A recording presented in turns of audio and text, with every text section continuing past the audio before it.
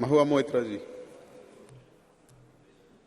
Honorable Chairperson, sir, I rise today on behalf of my party, the All India Trinamool Congress, to speak on the women's reservation, the Nari Bandhan Bill. At the very onset, let us remind ourselves that this is India, a country where the poet Kafi Azmi, in 1940, 81 years ago, 82 years ago, before independence, wrote in his poem Aurat, "Ut meri jaan, mere saath hi chalna hai tujhe. जन्नत एक और है जो मर्द के पहलू में नहीं, उसकी आजाद रविश पर भी मचलना है तुझे, बन के तूफान छलकना है, उबलना है तुझे, उठ मेरी जान, मेरे साथ ही चलना है तुझे." This is in India, where Tagore in 1928 wrote in his poem Shobola, "Nari ke apon bhaggo joy koribar, keno nahi dibe odhikar, he bidhata? O Lord, why will you not give women the right to determine their own destiny?" This is in India, where in 1946, when the Constituent Assembly was elected, 15 seats went to women who helped to draft the Constitution. Both the United States and the United Kingdom saw lengthy suffragette movements before women were granted the right to vote. India's founders in 1947, April, agreed to the principle of universal adult suffrage, giving simultaneously the right to vote to women and to men. There was never any question of denying women the right to vote while giving it to men.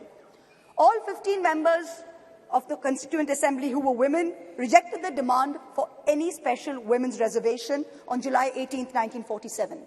Member activist Renuka Roy noted that Vijayalakshmi Pandit has not been selected because she is a woman, nor was sex made a bar to the appointment. It is her proven worth that has been responsible for her appointment to the high office of ambassador to a land. The demand for special reservation is an insult to our intelligence and to our capacity. So sure were our founding mothers that this great land would not deny her women their rightful place based on merit. But alas, it is 75 years later. And today it is both my pride and my shame that I stand here as a woman in India's parliament speaking on a women's reservation bill. It is my pride that I belong to the All India Trinamool Congress, a party that sends 37% women among its members to parliament. It is my chagrin that I belong to a Lok Sabha, a house of the people, that on aggregate has only 15% of its members as women, far below the global average of 26.5%, and also below the Asian regional average of 21%.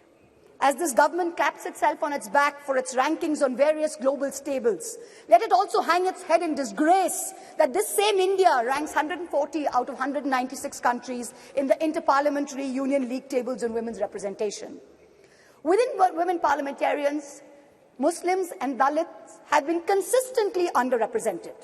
From 1952 to 2004, only 8 Muslim women were elected to India's parliament, to the Lok Sabha, many of whom served multiple terms.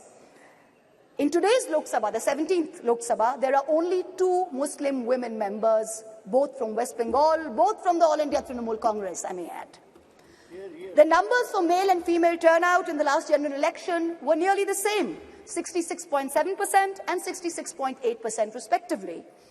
But women's candidature, that number of women who are being put up for elections, which is the first step towards getting elected to the Lok Sabha, remained at an abysmal 9%, up from only 7% in 2004. We are being asked time and again, do we support the women's reservation bill? Trinamool Congress is bill ko support karega ya nahi? BJP's liaison members are reaching out to us, calling us, asking us to support this bill wholeheartedly. No ifs, no buts, pura support, please kijiye. To them we say very clearly, we not only support a women's reservation bill, but in truth it is Mamata Banerjee, India's only female chief minister today, who is the mother of this bill, who has given birth to the original idea where she has unconditionally sent 37% of women MPs to this parliament on her ticket. What you have brought here, what this government has brought here today, is not a women's reservation bill. It is a women's reservation rescheduling bill and should be renamed as such. Its agenda is delay. Its agenda is not reservation.